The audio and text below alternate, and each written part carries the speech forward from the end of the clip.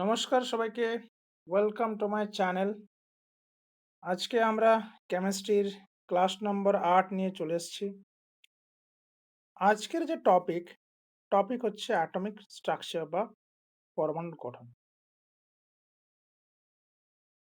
আমরা জানি যে এই পৃথিবীতে যে সমস্ত বস্তু আছে, প্রতিটা বস্তুই কি কোনো না কোনো ক্ষুদ্র ক্ষুদ্র পদার্থ দ্বারা গঠিত বা ক্ষুদ্র ক্ষুদ্র একটা উপাদান দ্বারা গঠিত।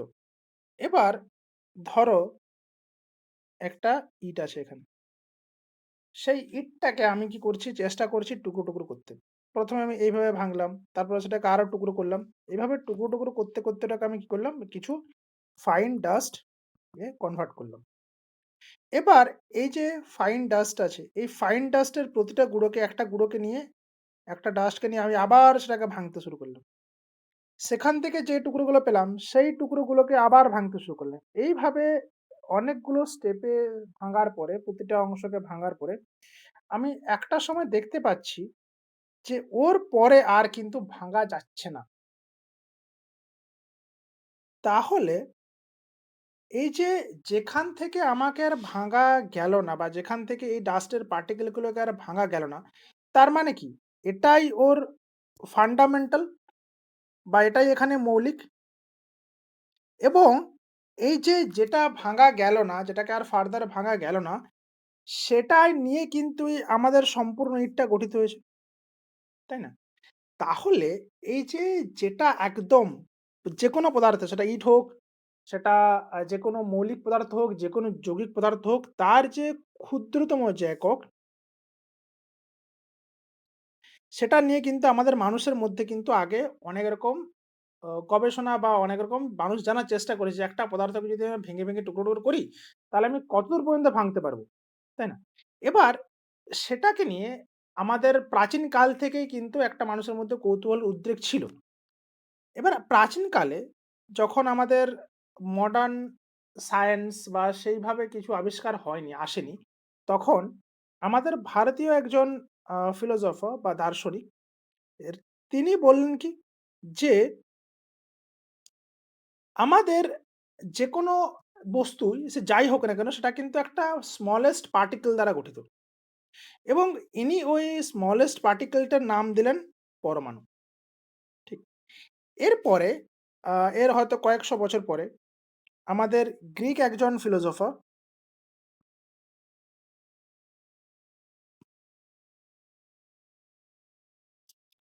ডেমোক্রিটাস। ডেমোক্রিটাস ইনি কি বললেন? ইনি পেলেন যে এই যে অ্যাটম বলে উনি নামকরণ করলেন এবং এই অ্যাটম নামটা কোথা থেকে এসছে? না গ্রিক ওয়ার্ড atomos থেকে। এই গ্রিক ওয়ার্ড atomos যার অর্থ কি? যার অর্থ হচ্ছে ইনডিভাইজিবল, যাকে আর ফার্দার ভাঙা যাচ্ছে না। তাহলে পরমাণু জিনিসটা কি? না পদার্থের এমন এক ক্ষুদ্রতম কণা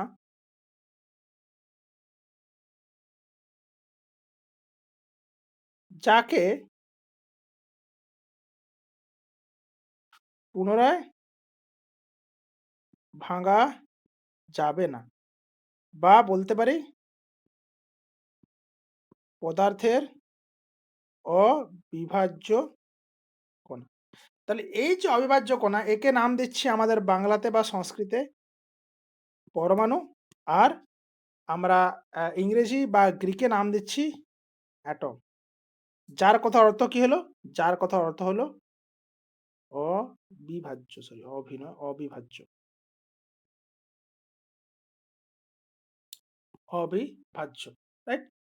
এবার এটা তো গেল প্রাচীন কালের কথা। এবারে আসি মডার্ন সায়েন্সে। মডার্ন সায়েন্সে ১৮০৮ খ্রিস্টাব্দে আমাদের এক বিজ্ঞানী, ব্রিটিশ বিজ্ঞানী জন ডাল্টন, ইনি চেষ্টা করলেন যে এই যে পরমাণু যে কথাটা বা অ্যাটম যে কথাটা, এই কথাটার মধ্যে কি, কি জিনিসপত্র লুকিয়ে আছে।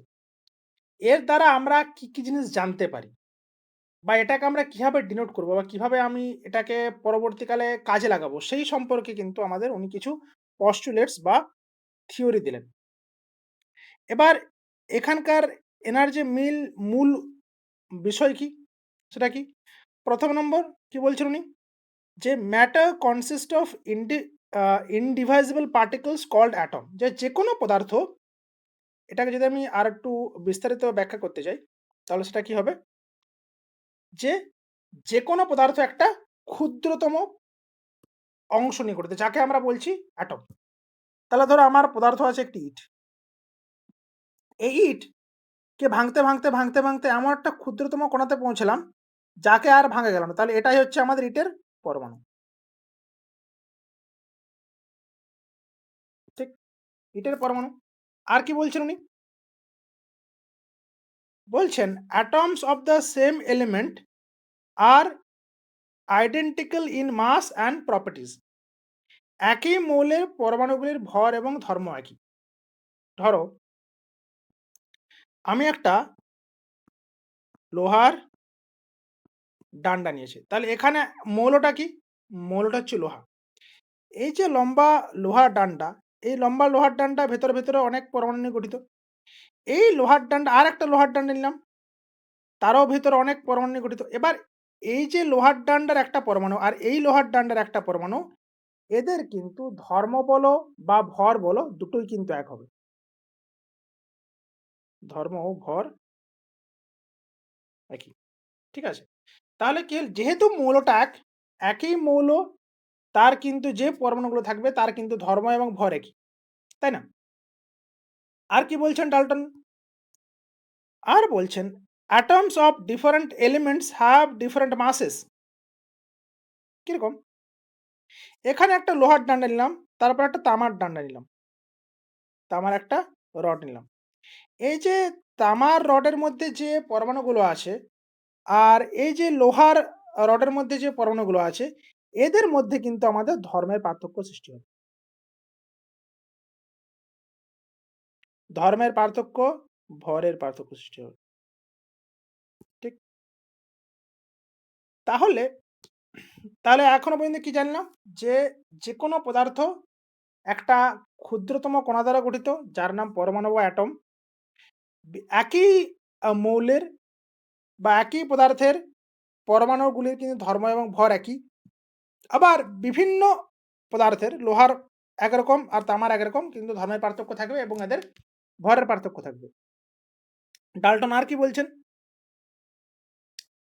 Atoms can neither be created nor destroyed.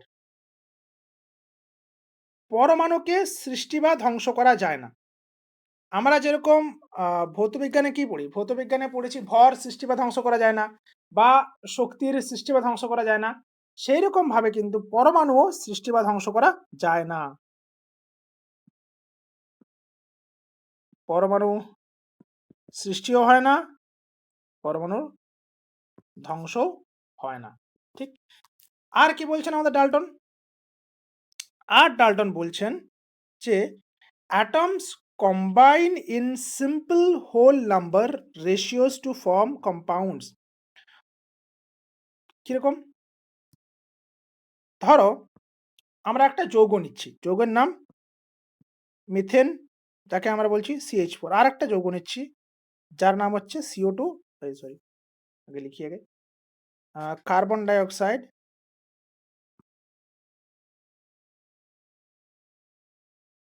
বা CO2।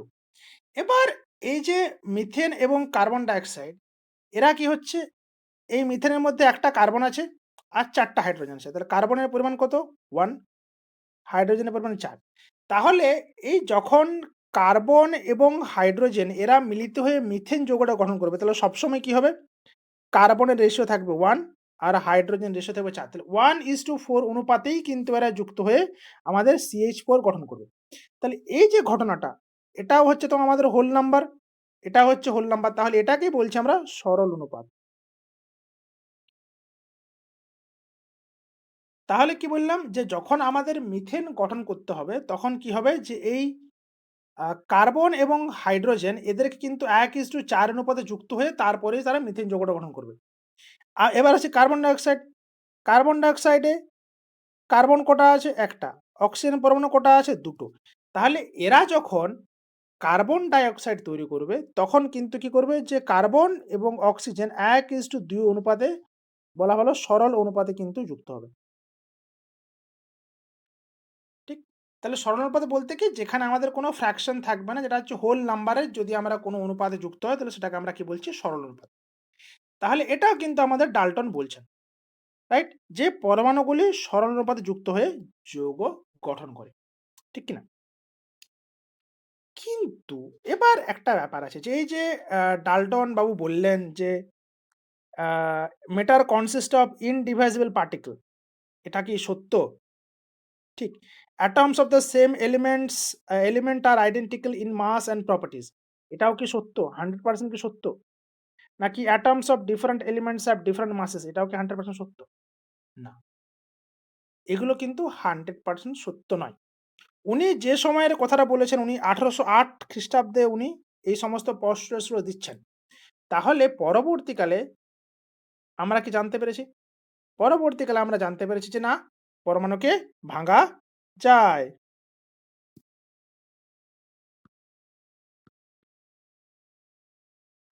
পরমাণু বিভাজ্য, ঠিক কি না? ২য় নম্বর আমরা কি জানতে পেরেছি? না, আমাদের আইসোটোপ সম্পর্কে জানতে পেরেছি।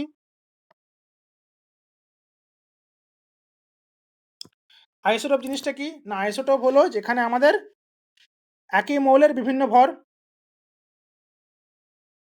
যেটা আমরা পরে এই চ্যাপ্টারে কিছু পরে আসছি। কিন্তু এগুলো শুধুমাত্র যে ডাল্টনের যে পরমাণুবাদ, তার কি, কি ড্রব্যাকস সেগুলো সম্পর্কে একটু সাধারণ আলোচনা করছি। তারপরে কি? উনি বললেন যে বিভিন্ন মৌলের ভর বিভিন্ন হবে। কিন্তু আমরা সেই সম্পর্কে জানলাম যে আইসোবার সেটা কি? বিভিন্ন মৌলের একই ভর,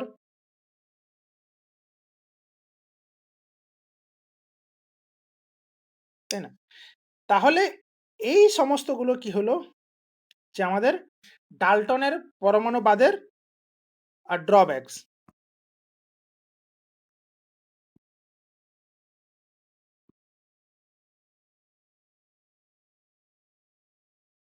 হুম? ঠিক? তাহলে মোটামুটি আমাদের পরমাণু সম্পর্কটা ধারণা হলো। আরেকবার পুরোটা ব্যাপারটা জেনে নিই যে পরমাণু হচ্ছে এমন একটা জিনিস যেটা কি হয়? আমাদের ক্ষুদ্রতম কণা বিভিন্ন মৌলের মানে একই মৌলের সমস্ত পরমাণুর ধর্ম ও ভর একই। আবার বিভিন্ন মৌলের পরমাণুর ধর্ম এবং ভর আলাদা। এবং এরা যখন পরমাণু সৃষ্টি বা ধ্বংস হয় না। আবার এই বিভিন্ন পরমাণু যখন যুক্ত হয়ে যৌগ গঠন করে, তাহলে কি হবে? সেটাকে আমরা কি বলব? যে এরা সরল অনুপাতে যুক্ত হয়ে যৌগ গঠন করবে। ঠিক? এবার আসি, আর আমরা পড়লাম কি? যে ড্রব্যাকস অফ অ্যাটমিক থিওরি। এবার আসি মলিকিউল। মলিকিউল জিনিসটা কি? মলিকিউল হচ্ছে যেকোনো পদার্থের ক্ষুদ্রতম কণা। পরমাণু যেমন বলা হচ্ছিল যে মৌলের ক্ষুদ্রতম কণা, কিন্তু এখানে পরমাণুটাকে হচ্ছে কি? যে যৌগের ক্ষুদ্রতম কণা। অণু বা মলিকিউল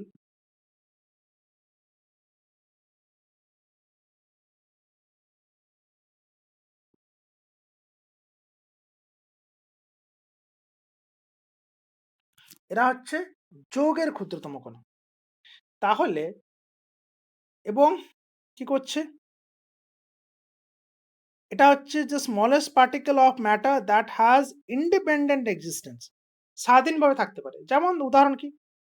যেমন একটা কার্বন ডাইঅক্সাইড এ কিন্তু স্বাধীনভাবে থাকতে পারে। কিন্তু এই কার্বন ডাইঅক্সাইডের মধ্যে কার্বন আর অক্সিজেন এরা কিন্তু স্বাধীনভাবে থাকতে পারবে না। বা ধরো আমার একটা অক্সিজেন আ মলিকিউল আছে। এই অক্সিজেন মলিকিউলের মধ্যে এটা কিন্তু স্বাধীনভাবে থাকতে পারে। কিন্তু এর মধ্যে দুটো যে ও থাকবে, অক্সিজেনের পরমাণু থাকবে, তারা কিন্তু স্বাধীনভাবে বিচরণ করতে পারে না। তাহলে এই যে ব্যাপারটা যে স্বাধীনভাবে বিচরণ করা এবং এটা মৌল এবং যৌগ উভয় অ পদার্থের ক্ষেত্রে প্রযোজ্য, তাদেরকে বলছি আমরা মলিকিউলস। আর, আর কি বলছে? যে it retains all properties of the substance. এই যে আমরা অক্সিজেনের কথা বলছি বা নাইট্রোজেনের কথা বলছি বা কার্বন ডাইঅক্সাইডের কথা বলছি বা মিথেনের কথা বলছি। এদের যে ডিফারেন্ট প্রপার্টিজ, যেমন অক্সিজেন আগুন জ্বালাতে সাহায্য করে, নাইট্রোজেন কি করে? নাইট্রোজেন যেমন হচ্ছে এ এ একে বলা হয় প্রায় নিষ্ক্রিয় যৌগ, প্রায় নিষ্ক্রিয় পদার্থ। আবার কার্বন ডাইঅক্সাইড যে এই আগুন নেভায়, আর CH4 মিথেনের যে একটা বার্নিং প্রপার্টি আছে এ হচ্ছে নিজে জ্বলে জ্বলে যেতে পারে। তাহলে এই যে প্রত্যেকটা যে বিভিন্ন ধরনের প্রপার্টি কারো গন্ধ আলাদা, কারো বর্ণ আলাদা। তাহলে এই যে সমস্ত প্রপার্টি গুলো এগুলো কার মধ্যে অন্তর্নিহিত আছে? না সেগুলো সম্পূর্ণ পাই আমরা অণুর মধ্যে। ঠিক? এবার এই যে অণু কথাটা বলছি এই অণুর যে তত্ত্ব, এই তত্ত্বটা কে দিয়েছেন? এই তত্ত্বটা দিয়েছেন আমাদের ইটালীয় একজন বিজ্ঞানী। তার নাম হচ্ছে আমিদিও অ্যাভোগাড্রো। মিস্টার আমিদিও অ্যাভোগাড্রো ইনি আমাদের অণুর সম্পর্কে বলেন। এবার এই যে অণুর সম্পর্কে বলছেন এবং আমরা কি বললাম? আমরা হচ্ছে তোমার আ মৌলিক অণু এবং যৌগিক অণু সম্পর্কে পড়লাম। তাহলে এই যে এখানে বিভিন্ন যে মলিকিউলস এর ভাগ আছে কিরকম ১ম হচ্ছে হোমো অ্যাটমিক বা সমপারমাণবিক। এটা কি? এটা হচ্ছে made of the same types of atoms. যেমন ধরো উদাহরণ যেটা বললাম যে এই যে অক্সিজেন, নাইট্রোজেন, হাইড্রোজেন, তাই না? এরা কি হচ্ছে? এরা একই ধরনের কিন্তু পরমাণু দ্বারা গঠিত।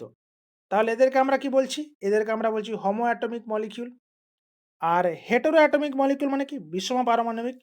যেটা কি হয়? যে ডিফারেন্ট টাইপস অফ অ্যাটমস নিয়ে গঠিত যেমন হচ্ছে H2O। H2O এর মধ্যে কি পাই? আমরা H2O, H একটা অ্যাটম আর অক্সিজেন আরেকটা অ্যাটম। CO2 কার্বন একটা অ্যাটম, অক্সিজেন আরেকটা অ্যাটম। তাহলে যখন ২ টা আলাদা মৌলের পরমাণুরা যুক্ত হয়ে একটা অণু গঠন করবে তখন আমরা কি বলছি সেটাকে হেটেরো অ্যাটমিক। ঠিক? এবার আসি অ্যাটমিসিটি। অ্যাটমিসিটি। অ্যাটমিসিটি মানে কি? The total number of atoms present in one molecule of a substance is called atomicity. জিনিসটা কিরকম? না ধরো আ আমি বলছি অক্সিজেন। যখন আমি অক্সিজেন অণুটার কথা বলছি তখন আমি এটাকে যদি দেখি তাহলে আমি কি দেখতে পাবো? একটা অক্সিজেন, একটা অক্সিজেন। তার মানে ২ টো অক্সিজেনের পরমাণু নিয়ে গঠিত।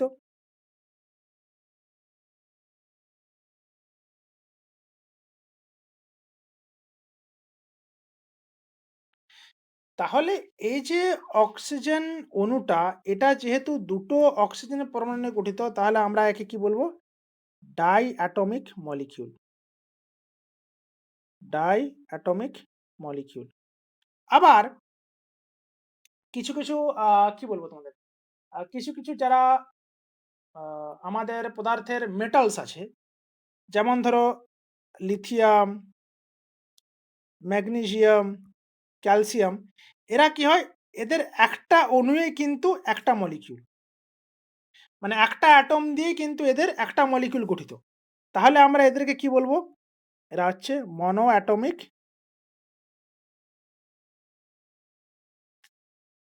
Atomic molecule. তাহলে যে সমস্ত পদার্থগুলো যাদের অণুগুলো একটা অ্যাটম নিয়ে গঠিত তাদেরকে বলবো মনো অ্যাটমিক। যদি যখন ২ টো অ্যাটম নিয়ে গঠিত হবে তখন ডাই অ্যাটমিক। ঠিক? সেরকমভাবে অ্যাটমিসিটিটাও এক্সাক্টলি তাই। যেমন ধরো এই যে অক্সিজেন। অক্সিজেনের ২ টো অ্যাটমিক ২ টো অ্যাটম তাহলে অ্যাটমিসিটি ২ একে বলবো ডাই অ্যাটমিক। ওজোনের অ্যাটমিসিটি কত? ৩ একে বলবো ট্রাই অ্যাটমিক। আবার যেমন একটু জটিল যৌগ যেমন কি? যেমন হচ্ছে পটাশিয়াম পারম্যাঙ্গানেট KMnO4। যদি আমরা এই পটাশিয়াম পারম্যাঙ্গানেটের কথা ভাবি KMnO4 কে কটা? একটা পটাশিয়াম। ম্যাঙ্গানিজ কটা? একটা। অক্সিজেন কটা? ৪ টা। তাহলে এর অ্যাটমিসিটি কত? এর অ্যাটমিসিটি হচ্ছে ৪ একে ৫ আর একে ৬।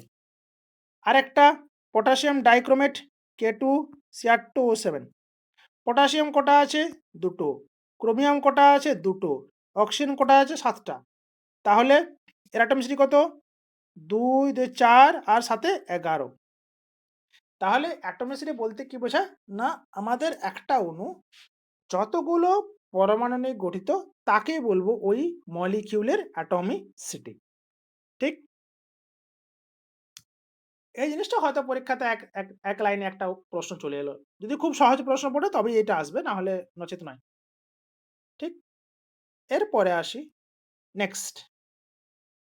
আমাদের ডাল্টন বাবাজি ১ম এ কি বলেছিলেন?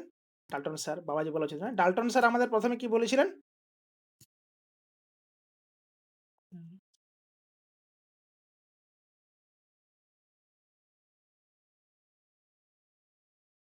আমাদের আ ডাল্টন সাহেব কি বলেছিলেন? যে পরমাণু অবিভাজ্য, তাই না? কিন্তু পরবর্তীকালে যখন আমরা সেন্ট্রিফিউজ যন্ত্র বা আবার যখন আমরা এই বিভিন্ন যে যন্ত্রপাতি যেমন ধরো ক্যাথোড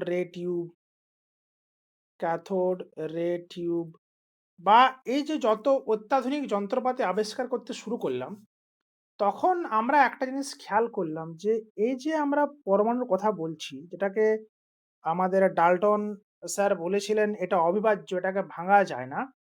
কিন্তু পরবর্তীকালে দেখলাম না, এটাকে তো ভাঙা যায় এবং এখান থেকে আমরা ৩ টে ফান্ডামেন্টাল পার্টিকলস পেলাম। কি, কি? সেটা হচ্ছে ইলেকট্রন, প্রোটন আর নিউট্রন। ঠিক? তার মানে এই যে ডাল্টন স্যার যে বলেছিলেন যে পরমাণু অবিভাজ্য, এটা কিন্তু পরবর্তীকালে ধোপে টিকলো না। এটাকে একদম সম্পূর্ণ নাস্যাৎ করে দেওয়া হলো এবং বলা হলো যে না, পরমাণু কিন্তু অবিভাজ্য নয়। পরমাণুকে ভাঙা যায় এবং পরমাণুকে ভাঙলে আমরা আবার ৩ টে ফান্ডামেন্টাল পার্টিকলস পাচ্ছি। কি, কি? একটা হচ্ছে ইলেকট্রন, একটা হচ্ছে প্রোটন আর একটা হচ্ছে নিউট্রন। এছাড়াও পরমাণুর মধ্যে আরো অনেক রকমের পার্টিকেল পাওয়া যায়। যেমন হচ্ছে এছাড়া এটা হচ্ছে প্রধান। এই ৩ টে হচ্ছে প্রধান। এছাড়াও আমরা পাই পজিট্রন, হুম? এছাড়াও আমরা পাই মেসন, এছাড়া আমরা পাই পাইমেসন। অনেক এইভাবে কিন্তু অনেক রকম আমরা কিন্তু পার্টিকেল পাই। এটা সম্পর্কে আমরা যখন অ্যাডভান্স কোনদিন পড়তে যদি কোনদিন অ্যাডভান্স পড়ি তাহলে তখন কিন্তু এগুলো সম্পর্কে এই পার্টিকেল গুলো সম্পর্কে জানবো আমরা। আপাতত আমাদের মেইন ফোকাস কিসে থাকবে? এই যে আমাদের ৩ বাবাজি। কি? ৩ তিগাড়া কাম বিগাড়া electron, proton and neutron 3 musketeers. তাহলে চলো এই 3 মাস্কেটিয়ার্স সম্পর্কে কিছু জেনে নিই। আচ্ছা। ১ম নম্বর হচ্ছে ইলেকট্রন। ইলেকট্রন কি বলছেন? এই যে ইলেকট্রনটি কে আবিষ্কার করলেন? না আমাদের জে থমসন। এবার এই যে ইলেকট্রন আবিষ্কার, এই ইলেকট্রন আবিষ্কারের পেছনে একটা ছোট্ট এক্সপেরিমেন্ট আছে। কি এক্সপেরিমেন্ট? না, সেটা হচ্ছে ক্যাথোড রে টিউব এক্সপেরিমেন্ট।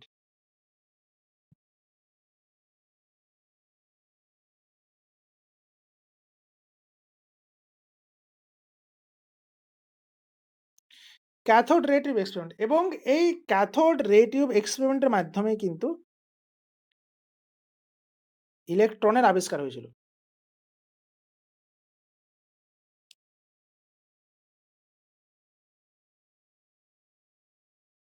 ইলেকট্রনের আবিষ্কার হয়েছিল। ঠিক? আর কে আবিষ্কার করলেন? বিজ্ঞানীর নাম জে থমসন। এবং এই যে ইলেকট্রন, এই ইলেকট্রন নামকরণ কে করলেন? না জি.জে. স্টয়নি। জি.জে. স্টয়নি। এর আধান কত? 1.6 ইন্টু 10⁻19 কুলম্ব। আধান কত? -1.6 ইন্টু 10⁻19 কুলম্ব। আমরা জানি কুলম্ব হচ্ছে আধান পরিমাপের একটা একক। আর এই যে ইলেকট্রন আধান যে -1.6 ইন্টু 10⁻19 কুলম্ব, এটাকে আবিষ্কার করলেন জানো? এটা আবিষ্কার করলেন আরেকজন বিজ্ঞানী যার নাম হচ্ছে আর.এ. মিলিকান।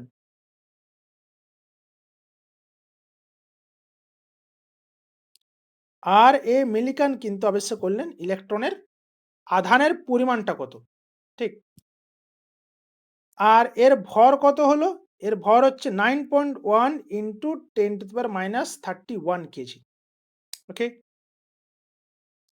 এবার আসি আরেকজন বিখ্যাত সাব পার্টিকেল। সেটা কি? সাব পার্টিকেল না, সাব অ্যাটমিক পার্টিকেল।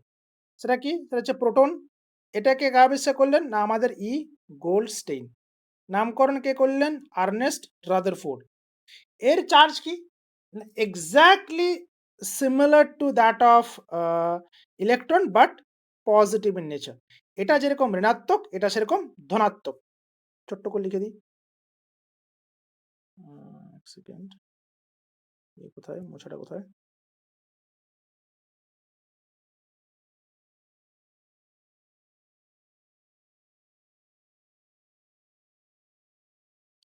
ঋণাত্মক আর এটা হচ্ছে আমাদের ধনাত্মক, রাইট? কিন্তু মানটা একই। যে 1 plus 1.6 into to the minus 19, এটা হচ্ছে minus 1.6 into to the power minus 19, ঠিক? তারপর, তারপর হচ্ছে আমাদের নিউট্রন। নিউট্রনকে কে আবিষ্কার করলেন?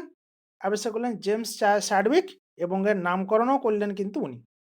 এবং এটা জানা গেল, এই যে নিউটন বাবু, এই নিউটন বাবু কিন্তু আমাদের নিউট্রাল একটা কণা। এইজন্য আমাদের এই নিউট্রনকে আবিষ্কার করতে কিন্তু অনেক দিন সময় লেগেছিল। কারণ এই যে আধান নেই, তাহলে আমরা এর উপস্থিতি সহজে বুঝতে পারছি না। এবার এটা কিভাবে বোঝা গেল না, একটা ছোট্ট আ গল্প আছে এর পেছনে। যে ১ম এ ইলেকট্রন তো সবচেয়ে ১ম আবিষ্কার হয়েছে ক্যাথোড রে টিউবের মাধ্যমে। তারপরে জানা গেল না আমাদের প্রোটন সম্পর্কে। এবার ইলেকট্রন, একটা জিনিস এখানে লিখে রেখেছি দেখো। Neutron is the heaviest particle and electron is the lightest particle. Right? এখন আমরা যখন একটা অ্যাটমের মাস বার করতে যাচ্ছি, তখন আমরা যখন ইলেকট্রনের কতগুলো ইলেকট্রন আছে সেগুলো সম্পর্কে হিসাব করলাম, বা কতগুলো প্রোটন আছে সেগুলো হিসাব করে যখন যোগ করছি, বা কিছু করার চেষ্টা করছি, কিছু করে যখন আমরা পরমাণুর ভর জানার চেষ্টা করছি, তখন দেখছি যেটা আমাদের ক্যালকুলেট করে যে ভরটা পাচ্ছি সেটা কিন্তু অনেকটাই কম রাদার দ্যান অ্যাকচুয়াল ভরের চেয়ে। তার মানে তখন বিজ্ঞানীদের টনক নড়ল। তার মানে নিশ্চয়ই এখানে আরো কিছু না কিছু আছে যেটার সাহায্যে আমরা বলতে পারছি যে পরমাণুটার ভর অনেকটা বেশি বেরোচ্ছে, কিন্তু আমাদের ক্যালকুলেট করে কিন্তু অতটা ভর পাচ্ছি না। তখন বিজ্ঞানীদের মাথায় টনক নড়ল যে ডাল মে কুছ তো কালা হ্যায়। এখানে কিছু না কিছু একটা আলাদা ব্যাপার আছে। সে আলাদা ব্যাপারটা পরে যখন সায়েন্টিফিক ডিসকভার করলেন না, সেটা হচ্ছে নিউট্রন। এবং এতদিন ধরে খোঁজ না পাওয়ার কারণ হচ্ছে এর চার্জ 0। এর কিন্তু কোনো চার্জ নেই। ঠিক? তাহলে এটা গেল আমাদের sub atomic particles. Electron, proton এবং নিউট্রন। মলিকুল আবার এটা পড়ে গেছে এখানে। ঠিক আছে চলো। এবার আমরা তো জানলাম আ ইলেকট্রন, প্রোটন এবং নিউট্রন সম্পর্কে। ঠিক? একটা পরমাণুর মধ্যে থাকে এরা। পরমাণুর মধ্যে আমরা কি দেখতে পাবো? একটা ইলেকট্রন দেখতে পাবো। একটা নয়, মানে ইলেকট্রন দেখতে পাবো, প্রোটন দেখতে পাবো, আবার নিউট্রনকে দেখতে পাবো। কিন্তু এরপরে আবিষ্কার তো হলো এই ৩ টে কণা। এবার মানুষের মনে স্বাভাবিকভাবে প্রশ্ন আসবে যে আচ্ছা, এই যে আমরা পরমাণু দেখছি, এদের ইলেকট্রন, প্রোটন এবং নিউট্রন এরা কিভাবে আছে? তাই না? আবার আমরা এক্সপেরিমেন্ট করে এটা জানতে পারছি যেটা নিস্তড়িৎ। একটা পরমাণু নিস্তড়িৎ। তাহলে আমার ইলেকট্রন আছে যেটা নেগেটিভলি চার্জড, আমার প্রোটন আছে যেটা পজিটিভলি চার্জ, আবার যে নিউট্রনসরা 0 নিউট্রাল চার্জ। তাহলে এই যে পজিটিভ মানে পজিটিভ আ পার্টিকেল আসে, আবার নেগেটিভ পার্টিকেল আছে, অথচ পরমাণু নিস্তড়িৎ কেন? মানুষের মনে স্বাভাবিকভাবে প্রশ্ন জাগবে। তাহলে এই যে এই প্রশ্নগুলো, বা এরা এই পরমাণুর মধ্যে কিভাবে আছে? যেমন ধরো আমরা যখন স্কুলে যাই, স্কুলে যখন পড়ি, যখন একটা ক্লাসরুমের মধ্যে ঢুকি, যখন আমাদের টিচার থাকেন, তখন আমরা কি দেখতে পাই যে বিভিন্ন বেঞ্চ আছে। সেই বিভিন্ন বেঞ্চে কিছু ছাত্র বসে থাকে, তাই না? এটাই তো একটা ক্লাসরুমের সঠিক অর্ডার, এবং এখানে একজন টিচার থাকেন, পেছনে ব্ল্যাকবোর্ড থাকে। এটাই ক্লাসরুমের সঠিক অর্ডার। তাহলে এই যে ক্লাসরুমটাকে যদি আমরা একটা পরমাণুর কনসেপ্ট ভাবি, তার মানে এর মধ্যেও নিশ্চয়ই আমাকে ইলেকট্রনগুলো কিভাবে আছে, বা প্রোটনগুলো কিভাবে আছে, বা নিউট্রনগুলো কিভাবে আছে, সেই সজ্জাটা জানতে হবে। সেই সজ্জাটা জানার জন্য কিন্তু বিভিন্ন বিজ্ঞানী তার মতো করে বিভিন্ন এক্সপেরিমেন্টের মাধ্যমে বা বিভিন্ন পস্টুলেটস, হাইপোথিসিস বিভিন্ন রকম দিয়ে গেছে। চলো তাহলে এক, এক করে জানি আমাদের পরমাণু। তাহলে এখন কি পড়বো? পরমাণুর গঠন সম্পর্কে।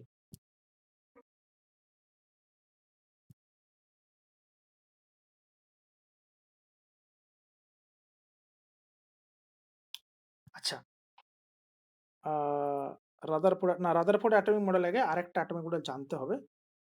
বলছি ১ সেকেন্ড। ১ম এ জানবো থমসনের মডেল।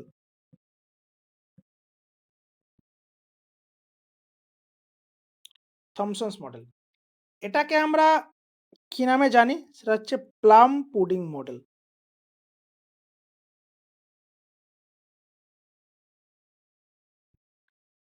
এই মডেলটা কিরকম? এটা হচ্ছে মোটামুটিভাবে বলতে পারো যে পরমাণুর যে মডেল আ তৈরি করা বা ভাবার যে বিষয়টা সেইখানকার ১ম কার দিকের কিন্তু এটা মডেল। এই থমসন যে মডেলটা দিয়েছেন ইনি এখানে কি বলছেন? না, ইনি বলছেন যে এই যে পরমাণুটা আছে, সেই পরমাণুর মধ্যে যে আ এক সেকেন্ড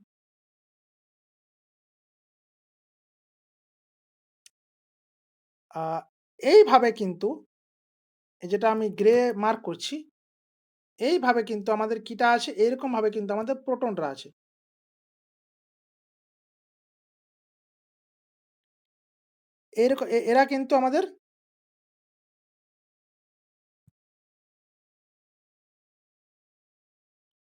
এরা কিন্তু আমাদের প্রোটন। এবার এই প্রোটনের মাঝখানে এই বিন্দু, বিন্দু, বিন্দু, বিন্দু, বিন্দু, বিন্দু, বিন্দু, বিন্দু, বিন্দু, বিন্দু করে এইগুলো হচ্ছে আমার ইলেকট্রন।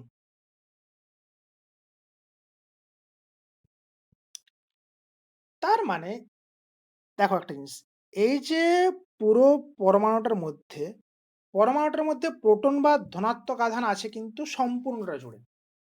মানে পুরো পরমাণুটা ধনাত্মক আধান দ্বারা গঠিত। পরমাণু ধনাত্মক আধান নিয়ে গঠিত এবং মাঝে, মাঝে তরমুজের বীজ বা আমাদের পুডিং এর মধ্যে যে ছোট, ছোট আমরা কি বলবো টফির মতো থাকে না? সেই তরমুজের বীজ বা ছোট, ছোট টফির মতো করে কিন্তু আ ঋণাত্মক আধানগুলো ছড়িয়ে ছিটিয়ে আছে এবং এর মাঝে আ কিসমিস বা কিসমিস বা প্লাম এর টুকরোর মতো ঋণাত্মক আধানগুলো ছড়িয়ে আছে।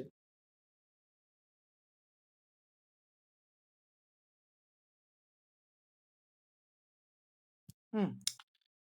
এটাই হচ্ছে আমাদের প্লাম পুডিং মডেল। তাহলে ধনাত্মক আধান আমাদের এইভাবে ছড়িয়ে আছে আর তার মাঝখানে, মাঝখানে ছোট, ছোট, ছোট, ছোট, ছোট, ছোট ইয়ের মতো করে কিসমিসের মতো করে কিসমিসের দানার মতো করে কিন্তু ইলেকট্রন বা ঋণাত্মক আধানগুলো ছড়িয়ে আছে। তাহলে এই যে মডেলটা এবং এখানে একটা কথা বলার ভালো মানে বলতে হবে যে মোট ধনাত্মক আধানের পরিমাণ, মোট ধনাত্মক আধান সমান হচ্ছে মোট ঋণাত্মক আধান।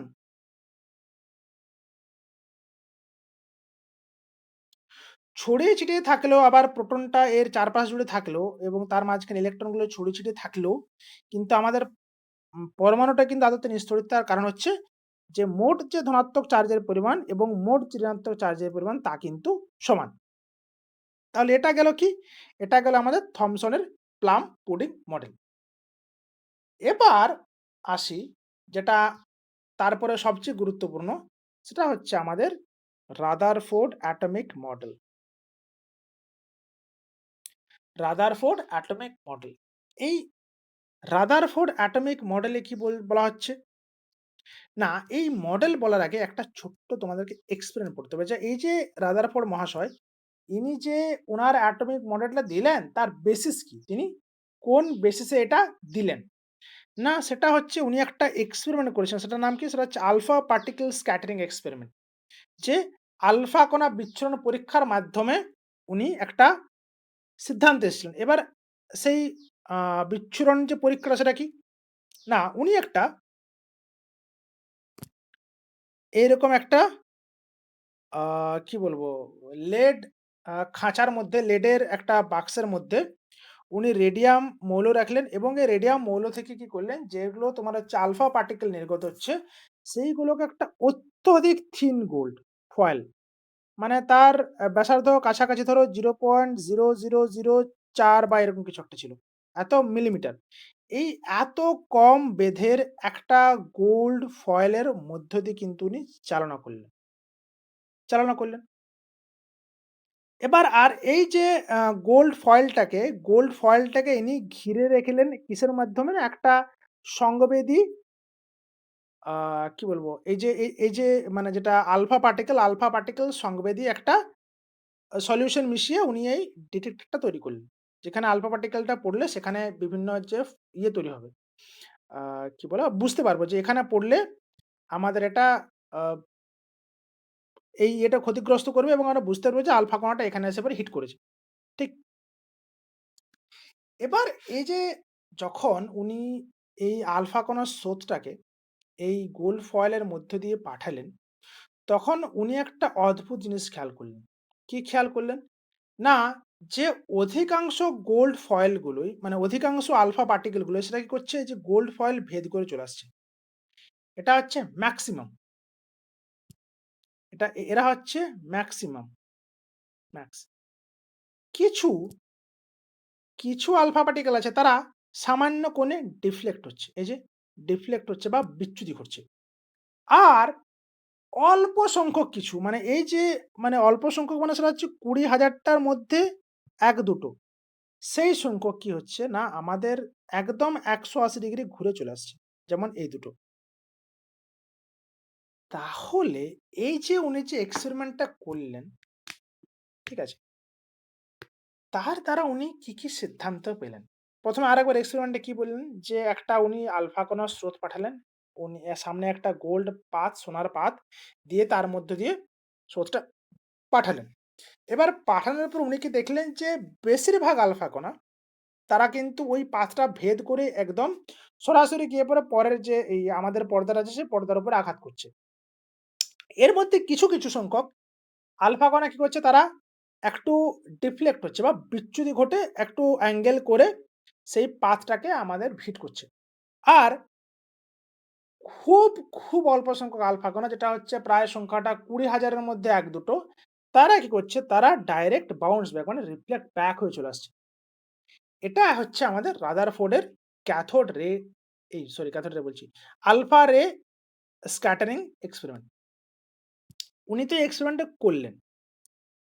এবার আ এক্সপেরিমেন্টটা করার পরে উনি কি অবজারভেশন দেখতে পেলেন? যেটা বললাম, most alpha particles passed straight through the foil সরাসরি ফয়েলকে গিয়ে এবারে বিনছে। Some particles were deflected by a small angle খুব অল্প সংখ্যক অল্প অ্যাঙ্গেলে কিছু সংখ্যক পার্টিকেল ডিফ্লেক্ট হচ্ছে। আর very few bounced straight back খুবই অল্প মানে 1 in 20,000 বাউন্স স্ট্রেইট ব্যাক। একদম সরাসরি 90 রিফ্লেক্ট হয়ে আমাদের ব্যাক করে চলে আসছে। এর দ্বারা ইনি কি সিদ্ধান্ত পেলেন? কি সিদ্ধান্ত পেলেন? না, most of the space inside the atom is empty. যদি এম্পটি না হতো তাহলে কি হতো? এই যে আমাদের গোল্ড প্লেটটা আছে তার মধ্যে যদি অধিকাংশ স্থানটা আ ও এম্পটি না হতো তাহলে কি হতো? এই পার্টিকেল গুলো কি সোজাসুজি ওখানে গিয়ে এবার পেছন দিকে গিয়ে হিট করতে পারত? পারত না। তাহলে যেহেতু এইখানে পেছন দিকে সরাসরি পেছন দিকে হিট করেছে তার মানে উনি বুঝতে পারলেন যে না, আমাদের যে পরমাণু ডাল্টন যে বলেছিলেন বা আগেরকার যারা বলছিলেন তারা বলছেন যে পুরোটাই ভরাট থাকবে, জমাট বাঁধা থাকবে। যেমন ধরো ইয়েটা যে বললেন আমাদের প্লাম পুডিং বানায়। তারা বলছেন যে পুরোটাই প্রোটন ঘিরে থাকবে তার মাঝখানে ছোট ডটের মতো করে ইলেকট্রনগুলো থাকবে। কিন্তু এটাই যদি হতো তাহলে তো একটাও পরমাণু ওইভাবে পেছন দিয়ে যেতে পারত না। একটাও আলফা কণা পেছন দিয়ে যেতে পারত না। তাহলে সেই দ্বারা উনি বুঝতে পারলেন যে না, পরমাণুর বেশিরভাগ অংশই কিন্তু ফাঁকা। আর কি বলছেন? "The positive charge and the mass are concentrated in a very small region at the center called the nucleus." ধরো আমার এত বড় একটা পরমাণু। এই পরমাণুটার মধ্যে বেশিরভাগ অংশটাই ফাঁকা। আর এর মধ্যিখানে একটা জায়গা জুড়ে আছে, যে জায়গা জুড়ে কি বলছে যে আমাদের সম্পূর্ণ যে পরমাণুর যে সম্পূর্ণ মাস এবং পজিটিভ চার্জ, সেই পজিটিভ চার্জ এবং সম্পূর্ণ মাসটা কিন্তু এই জায়গাতেই এককেন্দ্রীভূত অবস্থায় আছে। তাই না? এবং এটাকে ওনারা কি নাম দিলেন? এটাকে নাম দিলেন নিউক্লিয়াস। এবং এই নিউক্লিয়াসকে কেন্দ্র করে কি হচ্ছে না এই যে চারপাশের যে ইলেকট্রন মহলটা তারা কিন্তু ঘোরাঘুরি করছে। কিন্তু সেটাও মনে রাখতে হবে এটা কিন্তু প্রচন্ড প্রত্যেকটা ইলেকট্রনের সাথে বা নিউক্লিয়াসের ইলেকট্রনের যে ব কক্ষপথ সেই কক্ষপথে কিন্তু প্রচুর গ্যাপ আছে। তাহলে এই উনি অবজারভেশনস এবং কনক্লুশন এ কনক্লুশনটা পেলেন। এবার উনি এই অবজারভেশনস এবং কনক্লুশন থেকে উনার নিজস্ব একটা পারমাণবিক মডেল দিলেন। সেটা কি? সেটা হচ্ছে এটা। যে পরমাণুর বেশিরভাগ স্থানই ফাঁকা। পরমাণুর মধ্যিখানে একটা জায়গা জুড়ে যেখানে পজিটিভ চার্জ আছে সেটা অবস্থান করছে এবং তার চারপাশে ঘিরে আছে ইলেকট্রন মহল বিভিন্ন কক্ষপথে মুভ করছে। ঠিক?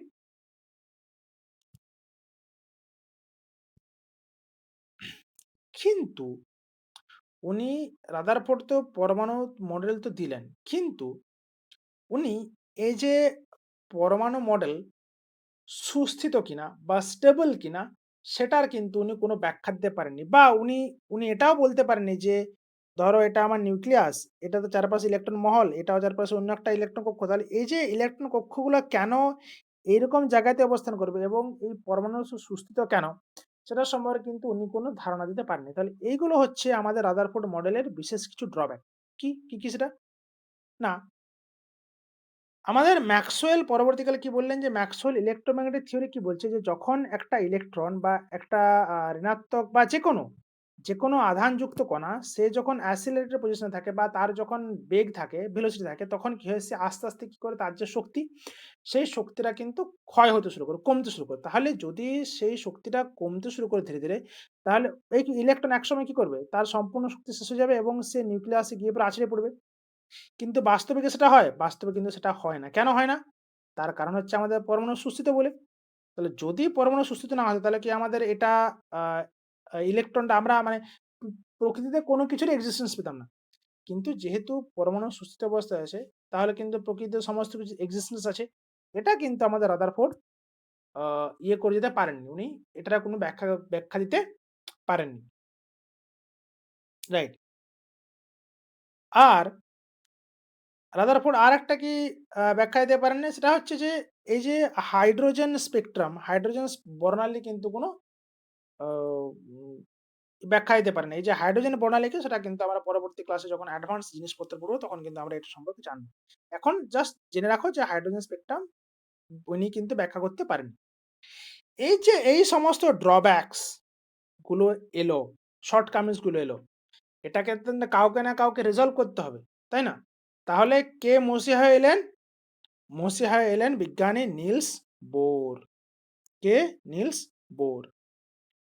এইবার বিজ্ঞানী নিলস বোর কিসের সাহায্য নিলেন? না কোয়ান্টাম থিওরি বা কোয়ান্টাম মেকানিক্স এর সাহায্য নিলেন এবং কোয়ান্টাম মেকানিক্স সাহায্য নিয়ে উনি যে রাদারফোর্ডস পরমাণু মডেলস এর যে দুটো ড্রব্যাকস সেটা হচ্ছে কি প্রথমে কি? সেটা হচ্ছে আমাদের এটমের সুস্থিতি আর হাইড্রোজেন বর্ণালীর ব্যাখ্যা ইনি কিন্তু এখন দিতে সক্ষম হন। ইনি কি বললেন? যে electrons revolve only certain fixed non-radiating circular paths called stationary orbits. জিনিসটা কিরকম? क्या हो रहा है ये?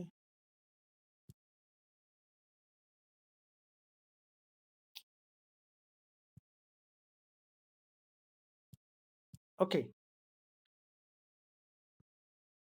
দেখো আমরা রাদারফোর্ডের পরমাণু মডেলে এতক্ষণ পর্যন্ত কি জেনেছি? না আমাদের এখানটা থাকবে পজিটিভ এবং এর চারপাশে ইলেকট্রনগুলো মুভ করতে থাকবে। এবার এই যে ইলেকট্রনগুলো যখন মুভ করবে তখন কিন্তু এরা যখন এই কক্ষপথে অবস্থান করবে, ধরো এটা ১ নম্বর কক্ষপথ, এটা ২ নম্বর কক্ষপথ, এরপরেও আরেকটা আছে ৩ নম্বর কক্ষপথ।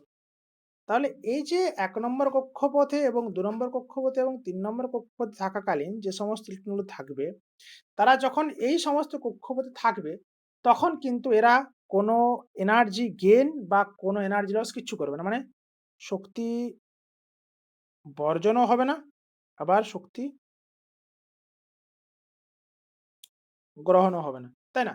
জিনিসটা কিরকম? ধরো আ আমি সকালে আগে খেয়ে নিছি। এখন আমি ২ ঘন্টা পরে আমার কি খিদে পাবে? খিদে পাবে না। আমার তখন খেতেও ইচ্ছা করবে না, আবার পেটও খালি হবে না। তাহলে এই জিনিসটা না হবে শক্তির বর্জন, না হবে শক্তির গ্রহণ। কখন? না যখন এরা এই নির্দিষ্ট কিছু যে বৃত্তাকার যে কক্ষপথ আমরা টেনে রেখেছি বা ভেবে রেখেছি, সেই বৃত্তাকার কক্ষপথের মধ্যে যখন এরা ঘোরাফেরা করবে, তখন কিন্তু ওই ইলেকট্রনগুলো কোনরূপ কোন শক্তি বর্জনও করবে না, আবার কোনরূপ কোন শক্তি গ্রহণও করবে না। হুম? এবং এই যে আ এই যে প্রত্যেক কক্ষপথ এদেরকে বলছি আমরা স্থির, স্থির কক্ষপথ। ঠিক আছে? এবার এটা বলে দিলাম যে as long as electron remains in the particular orbit it does not lose or gain energy. যতক্ষণ পর্যন্ত ওই নির্দিষ্ট কক্ষপথে একটা ইলেকট্রন থাকবে তখন কিন্তু ওরা কোনরূপ কোনো লুজ বা গেইন এনার্জি কিছুই করবে না। আর ধরো হঠাৎ করে এখানে একটা এই ইলেকট্রন আছে। এই ইলেকট্রন বাবাজির মনে হলো ইচ্ছে জাগলো যে আমি এখান থেকে আমি এই এনার্জি কক্ষপথে যাবো। ঠিক আছে? তখন এ কি করবে? এ করবে শক্তির বর্জন।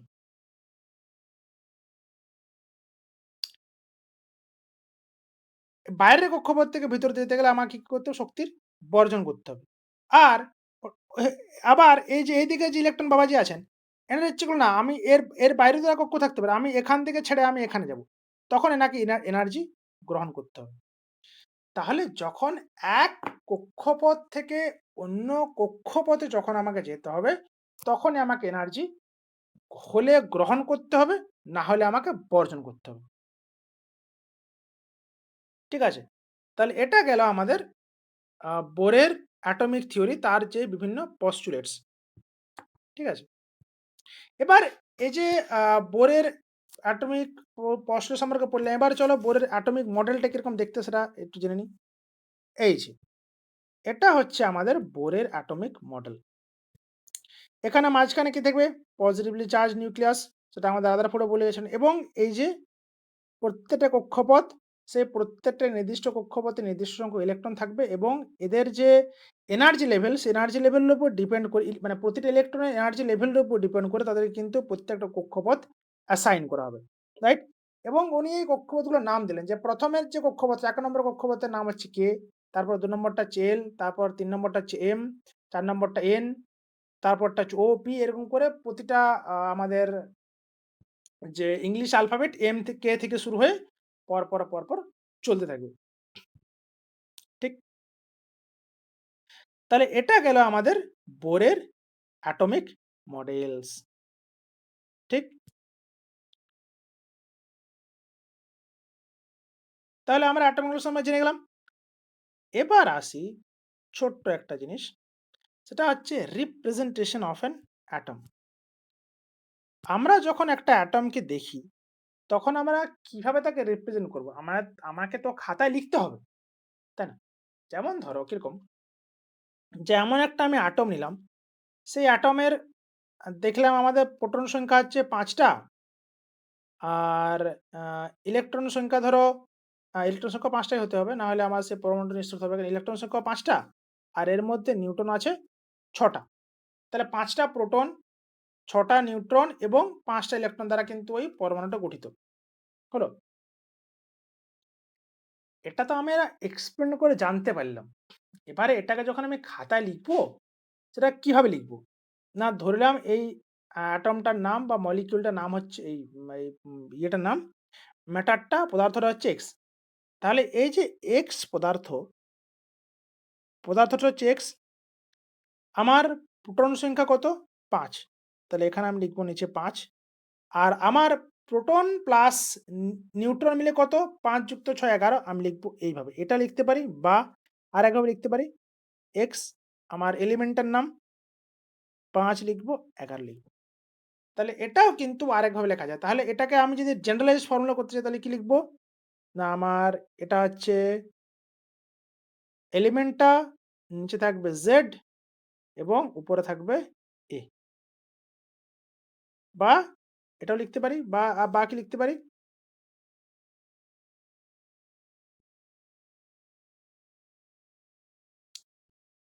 বা লিখতে ও সরি আ বা লিখতে পারি X, Z, A both are correct আমরা যেকোনো লিখতে পারি। তাহলে আমরা X এলিমেন্টটা তার প্রোটন সংখ্যা কত এবং A মানে তার ভর সংখ্যা কত, রাইট? তাহলে A মানে কি? A মানে হচ্ছে number of proton Z plus number of neutron. Hmm? আর এটাকে আমরা কি বলি? এই যে Z টাকে আমরা বলছি অ্যাটমিক নাম্বার। অ্যাটমিক নাম্বার বা পারমাণবিক সংখ্যা। এটার মানে কি অ্যাটমিক সংখ্যা মানেও যা, নাম্বার অফ প্রোটন মানেও তা এবং same as the number of electron. ঠিক? যদি অবশ্যই হ্যাঁ, যদি পরমাণুটা কি হয় নিউট্রাল হয় বা নিস্তড়িত হয়। তাহলে এটা হচ্ছে আমাদের একটা নিস্তড়িত পরমাণু।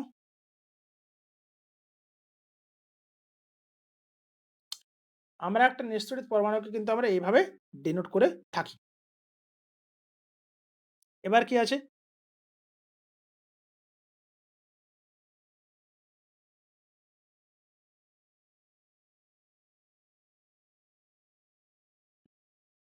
ঠিক আছে। এবার এটা তো গেল রিপ্রেজেন্টেশন অফ অ্যান অ্যাটম। এবার আসি যে ক্লাসিফিকেশন অফ অ্যাটমস মানে অ্যাটমের বিভিন্ন প্রকারভেদ। কি, কি প্রকারভেদ হয়? প্রথমে হচ্ছে আইসোটোপ, আইসোটোপ। আইসোটোপের ক্ষেত্রে কি থাকে? আইসোটোপের ক্ষেত্রে হচ্ছে সেম জেড মানে আইসোটোপ। এই যে আইসোটোপ বাংলায় হচ্ছে শেষে আছে। তাহলে আমরা কি মনে করব? প্রোটন সমান,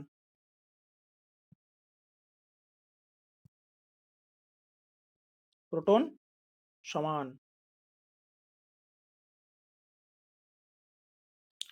প্রোটন সমান। তাহলে তাকে বলবো আইসোটোপ। তার মানে সেন্ট জেড কিন্তু ডিফারেন্ট এ। এবার এটা কিন্তু ওই একই পদার্থ হতে হবে। মানে আইসোটোপের যদি আমরা সংজ্ঞা বলি তাহলে কিভাবে বলবো?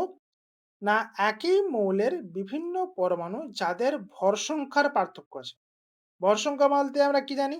যে আ এই এ এই এ বলতে আমরা কি বুঝি? আমরা জানি যে হচ্ছে প্রোটন সংখ্যা এবং নিউট্রন সংখ্যার যে যোগফল তাকে আমরা বলছি এ বা ভর সংখ্যা। তাহলে কি বলছি? যে যাদের জেড এর মানটা একই কিন্তু ডিফারেন্ট এ তাদেরকে আমরা বলছি isotope. legendary example 1H1 sorry 1H1, 1H2, 1H3 তাই না?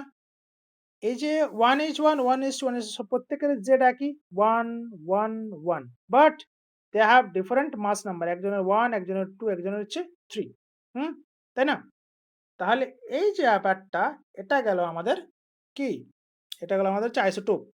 এবার হচ্ছে আইসোবার, আইসোবার। এটা কি সমান? এটা হচ্ছে ভর সমান, ভর সমান। এখানে কি সেম মানে ভর সংখ্যাটা সেম কিন্তু ডিফারেন্ট জেড যাদের ভর সমান। উদাহরণ কি? উদাহরণ হচ্ছে 18 আর্গন 40 আর একটা হচ্ছে 20 ক্যালসিয়াম 40।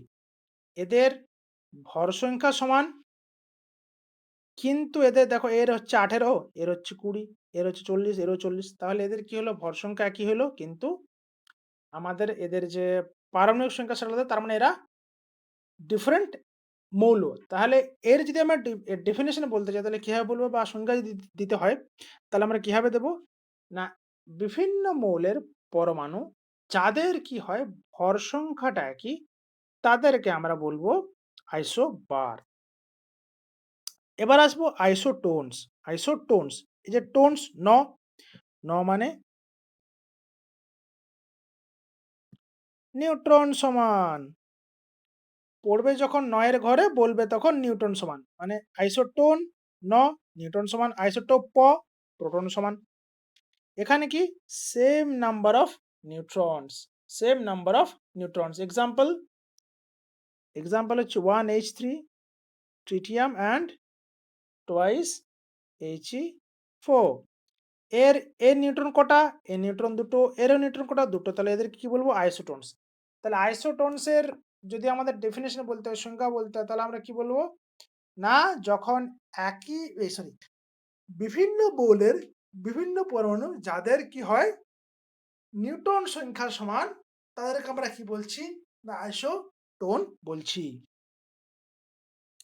ঠিক আছে? তাহলে এটা গেল যে বিভিন্ন টাইপের ক্লাসিফিকেশন অ্যাটমস। আর আইসোডায়াফারটা কি? আইসোডায়াফার হচ্ছে সেম নিউট্রন এক্সেস মানে n minus p neutron minus প্রোটনের সংখ্যা যাদের একই হয়।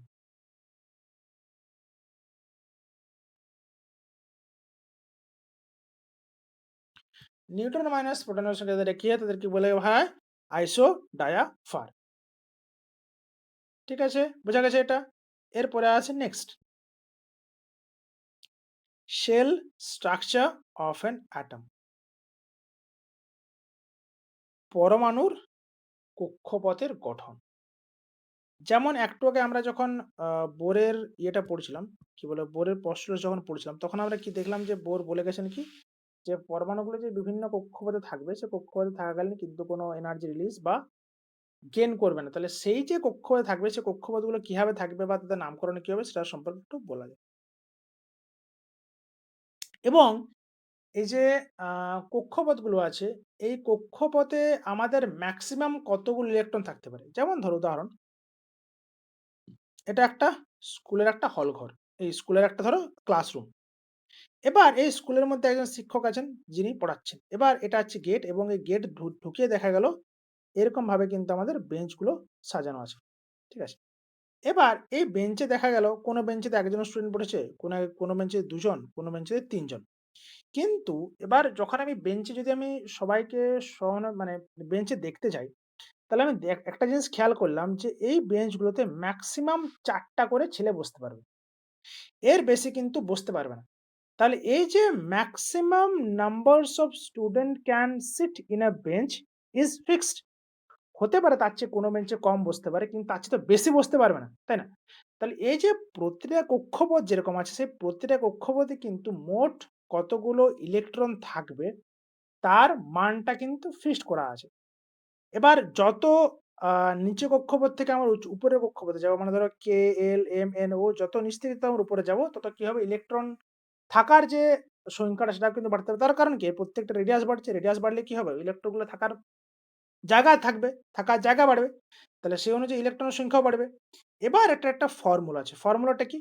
ফর্মুলাটা হচ্ছে আমাদের 2n square. Maximum numbers of electron যেটা ওই যেকোনো একটা সেলে থাকবে সেটা হচ্ছে 2n স্কয়ার। আর n টা কি? n টা হচ্ছে সেল নাম্বার। n টা সেল নাম্বার হ্যাঁ, n টা সেল নাম্বার। যেমন ধরো k, k সেলের নাম্বারিং হচ্ছে ১। তাহলে যদি আমি k সেলের জন্য ম্যাক্সিমাম কতগুলো ইলেকট্রন থাকবে তার আ হিসাব করতে যাই তাহলে আমরা কি পাবো? না সেখানে দেখতে পাবো যে এর ম্যাক্সিমাম সংখ্যা হচ্ছে 2 এক স্কয়ার মানে ২ টো ইলেকট্রন। যদি আমরা L মানে হচ্ছে n এর মান ২ সেটা যদি হিসাব করতে যাই তাহলে দেখতে পাবো ৮ ইলেকট্রন। m সেলের ক্ষেত্রে সেটা দেখতে পাবো ১৮ ইলেকট্রন এবং n সেলের ক্ষেত্রে পাবো ৩২ টা। ঠিক আছে? তাহলে এই যে প্রতিটা কক্ষপথ অনুযায়ী কতগুলো ইলেকট্রন থাকতে পারবে এবং প্রতিটা কক্ষপথের অবস্থানটা কিরকম হবে, সেই অনুযায়ী কিন্তু আমাদের সেলসের স্ট্রাকচার দেখা হয়। ঠিক আছে? এবার এই সেল স্ট্রাকচার থেকে আসে ইলেকট্রনিক কনফিগারেশন বা ইলেকট্রন বিন্যাস। এটা কি? না arrangement of electrons in the shell. মানে এই ধরো প্রতিটা সেলে কোন সেলে কতগুলো ইলেকট্রন থাকবে সেটাই হচ্ছে আমাদের ইলেকট্রনিক কনফিগারেশন। এবং এই ইলেকট্রনের কনফিগারেশন একটা রুল আমার জানতে হয়। সেটা কি? সেটা হচ্ছে অক্টেট রুল বা অষ্টক দেখি।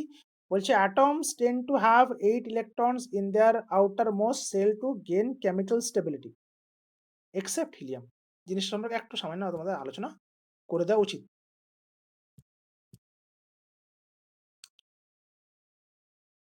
বিখ্যাত এক্সাম্পল বিখ্যাত অ্যাটম সোডিয়াম।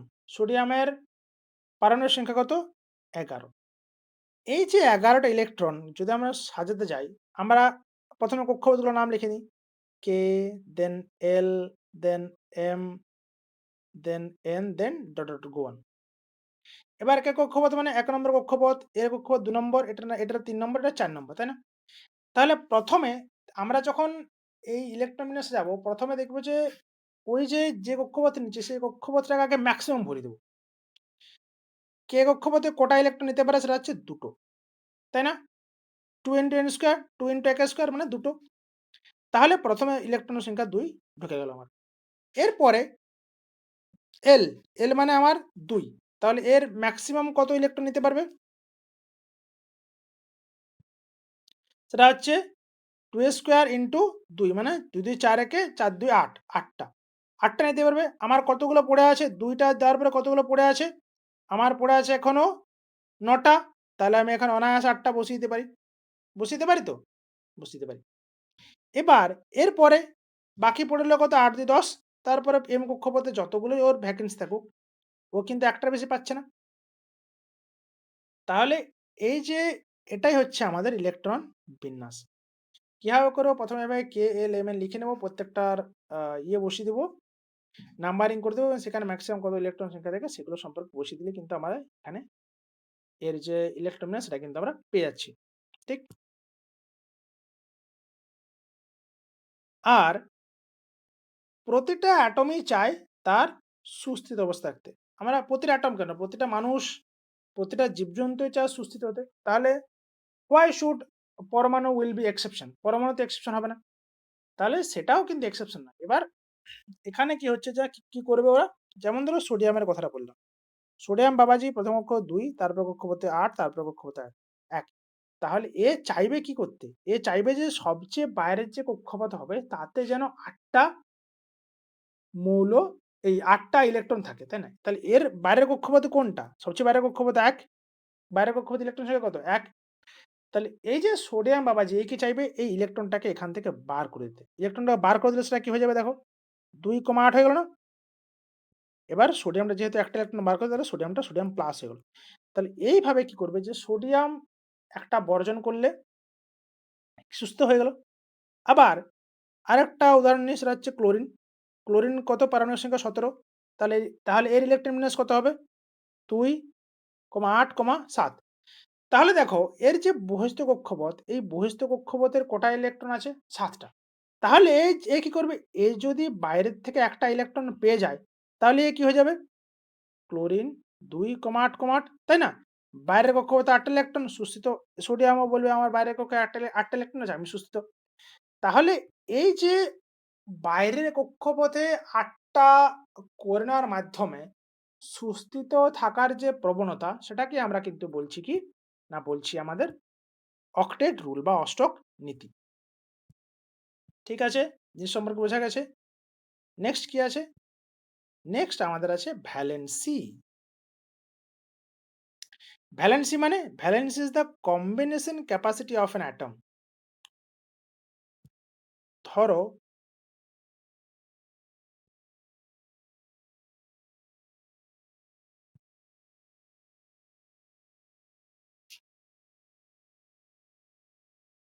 ধরো আমার আ ক্লোরিনের কথাই ভাবি। ১৭ এর কত? ২, ৮, ৭। এবার এই যে ক্লোরিন, ক্লোরিনের যে সুস্থিত অবস্থা থাকতে গেলে এর একটা সিঙ্গেল ইলেকট্রন হলেই যথেষ্ট। তাহলে এই যে সিঙ্গেল ইলেকট্রন গ্রহণ করার মাধ্যমে ক্লোরিন যে সুস্থিত লাভ করার মানে সুস্থিত হওয়ার চেষ্টা করছে, এটাই কিন্তু আমাদের ভ্যালেন্সি। ঠিক আছে? এবার এই যে ভ্যালেন্সি এটা কার দ্বারা ডিটারমিন্ড হয়? না ডিটারমিন্ড বাই ভ্যালেন্স ইলেকট্রন বা সর্ববহিস্থ কক্ষের ইলেকট্রন সংখ্যা। এই যে ক্লোরিন, ক্লোরিনের সর্ববহিস্থ কক্ষের ইলেকট্রন সংখ্যা কত? ৭। বা আমি যে সোডিয়ামের যে উদাহরণটা দিচ্ছিলাম, সোডিয়াম ১১ সেটা হচ্ছে ২,৮,১। এর সর্ববহিস্থ কক্ষপথের ইলেকট্রন সংখ্যা কত? ১। তাহলে এ যদি এটাকে বার করে দেয়, এই বেটাকে যদি বার করে দেয় তাহলে সুস্থ হয়ে যাবে।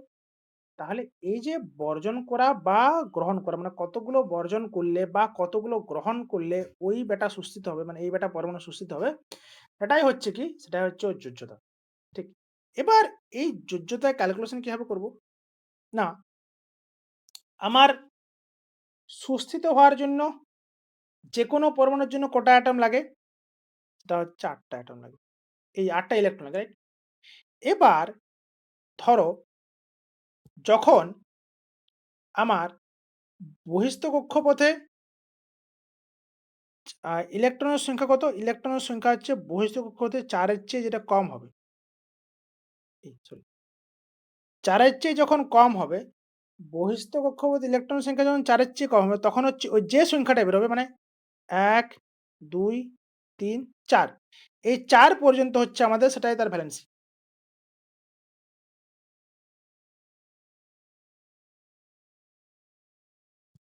Number of electrons in outermost shell.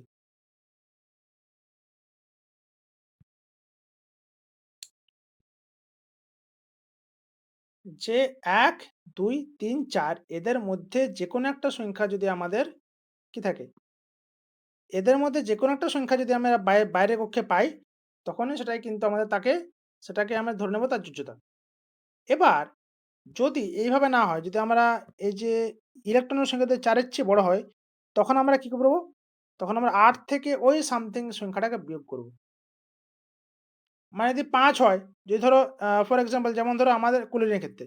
ক্লোরিনের ক্ষেত্রে বহিস্থ কক্ষের ইলেকট্রন সংখ্যা ৭। তাহলে আমি করব একে ৮ থেকে ৭ বিয়োগ করব। তাহলে আমার অ্যাকচুয়াল যুক্ত কত বেরোলো? ২।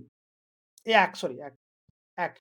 তাহলে এই যে এইভাবে যখন আমাদের বহিস্থ কক্ষের ইলেকট্রন সংখ্যা ৪ এর বা ৪ বা ৪ এর কম হবে, তখন আমরা ওটাকেই তার যোজ্যতা বা ভ্যালেন্স হিসাবে লিখে দেব। আবার যদি কোনো সময় ৪ এর চেয়ে বেশি বেরোয় ইলেকট্রন সংখ্যা বহিস্থ কক্ষে, তখন আমরা কি বলব?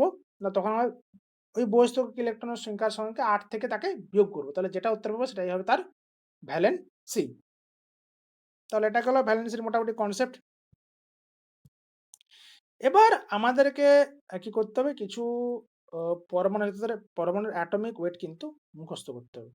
জেনে রাখা ভালো আরকি। যেমন হাইড্রোজেনের ১, হিলিয়ামের ৪, কার্বনের ১২, নাইট্রোজেনের ১৪, অক্সিজেনের ১৬, ক্লোরিনের ৩৫.৫, ক্যালসিয়ামের ৪০, সোডিয়ামের ২৩, ম্যাগনেসিয়ামের ২৪, অ্যালুমিনিয়ামের ২৭, ফসফরাসের ৩১, সালফারের ৩২, পটাশিয়ামের ৩৯।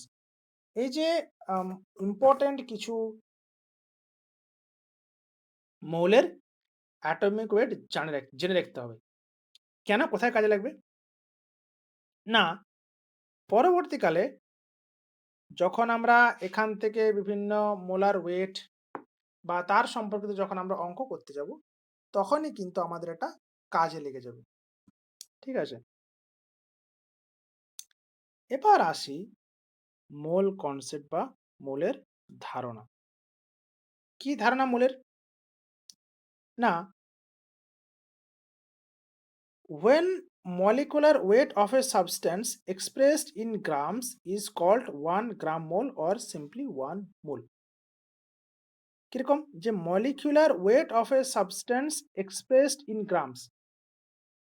ধরো আমার কাছে একটা অ্যাটম আছে। কিসের অ্যাটম? না, সেটা হচ্ছে কার্বন ডাই অক্সাইড। এই কার্বন ডাই অক্সাইডের মলিকুলার ওয়েট আমি কি করে বার করব? আমি দেখি, আমি কার্বন ডাই অক্সাইড দেখি কি দ্বারা গঠিত? সেটা হচ্ছে কার্বন এবং অক্সিজেন। কার্বনের মলিকুলার ওয়েট কত? যে ৪ টা আছে ১২। লিখে দেব ১২। অক্সিজেনের মলিকুলার ওয়েট কত? ১৬। ১৬। তাহলে এই যে কার্বন ডাই অক্সাইড এর টোটাল মলিকুলার ওয়েট কত?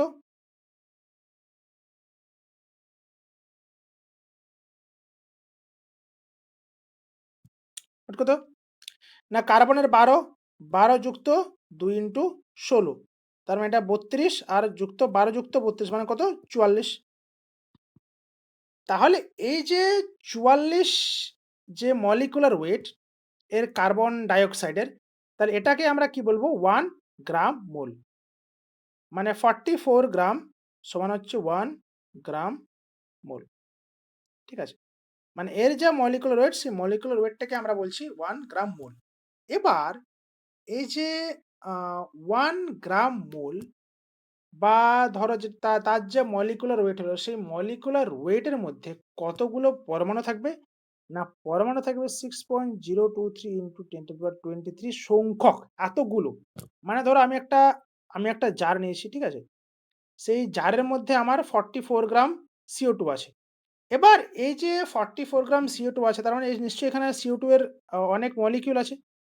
তাহলে এই জারটার মধ্যে যদি আমাদের 44 গ্রাম CO2 থাকে, তাহলে এর মধ্যে কতগুলো এরকম কার্বন ডাইঅক্সাইডের মলিকিউল পাবো? না, সেটা হচ্ছে 6.023 ইন্টু 10^23 সংখ্যক, এতগুলো। ৪৪ গ্রাম কার্বন ডাইঅক্সাইড বা ১ গ্রাম মোল কার্বন ডাইঅক্সাইডের যদি আমরা জার নিই, তার মধ্যে কতগুলো, মানে কতগুলো গুণে, গুণে ১ টা ২ টো করে কতগুলো আমাদের কার্বন ডাইঅক্সাইড থাকবে, কার্বন ডাইঅক্সাইড অণু থাকবে, সেটা হচ্ছে 6.023 ইন্টু 10^23 সংখ্যক নাম্বারস। ঠিক আছে? এবং এই যে ৪৪ গ্রাম বললাম, বা এই যে ধরো 6.023 ইন্টু 10^23 সংখ্যক অণু থাকবে, এর কত আয়তন হবে বলো তো? গ্যাসের আয়তন কত হবে? এর আয়তন হবে ২২.৪ লিটার। এবং সেটা কখন? না, STP তে, standard temperature and pressure. 0 degree Celsius তাপমাত্রায় 1 atm চাপে, সেটা হচ্ছে স্ট্যান্ডার্ড টেম্পারেচার অ্যান্ড প্রেশার। সেই চাপে কিন্তু যদি আমরা 44 গ্রাম কার্বন ডাইঅক্সাইড নিই, তাহলে সেখানে আমরা কতগুলো অণু দেখতে পাবো না? 6.023 সংখ্যক এবং তার ভলিউম কত হবে না? 22.4 লিটার। ওকে, গেটিং ইট? হুম। 1 মোল এনি গ্যাস অলওয়েজ 22.4 লিটার। ঠিক? তাহলে এখান থেকে আমরা একটা সামারি ফর্মুলা কি পাচ্ছি? দেখে নাও ভালো করে।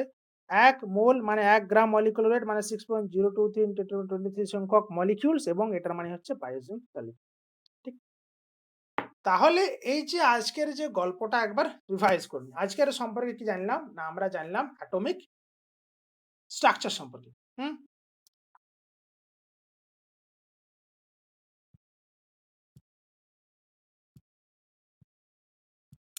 অ্যাটমিক স্ট্রাকচার সম্পর্কে। তাই না? তাহলে ডাল্টনস অ্যাটম পড়লাম।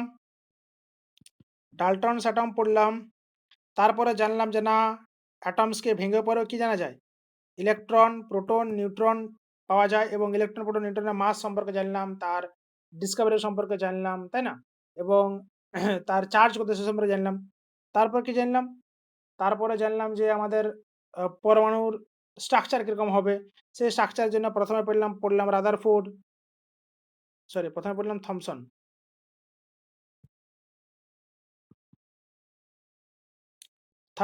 তারপরে পড়লাম রাদারফোর্ড, তারপরে পড়লাম বোর, তাই না? তারপরে কি পড়লাম? তারপরে পড়লাম যে আমরা অ্যাটমকে কিভাবে লিখতে হয়। ZA বা XZA এভাবে অ্যাটমকে লিখতে হয়। তারপরে আমরা আইসোটোপ,